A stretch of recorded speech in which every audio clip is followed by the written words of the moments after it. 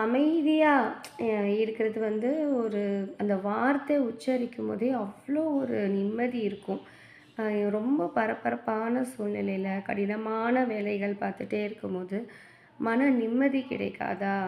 அப்படின்னு நம்மளுக்குள்ளேயே பல கேள்விகள், சஞ்சலங்கள், ஒரு நிம்மதியற்ற நிலை இருக்கும். அது மாரி எவ்வளோ பணம் இருந்தாலும், ஆடம்பரமான வாழ்க்கை இருந்தாலும், அந்த மன அமைதி இல்லன்னா, அது கவலையா தான் இருக்கும்.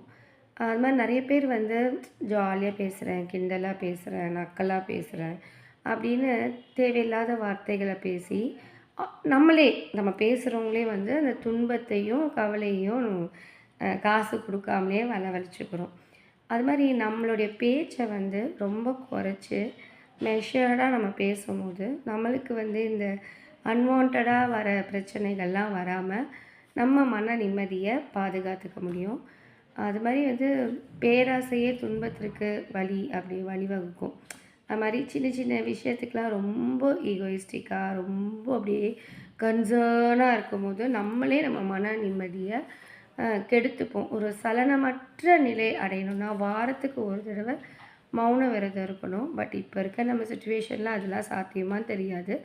மௌன விரதம் இருக்கலனாலும், பேசுறத கொஞ்சம் மெஷர்டா பேசுனோனாலே, நம்ம மனச வந்து நிம்மதியா வச்சுக்க நம்மளால முடியும்.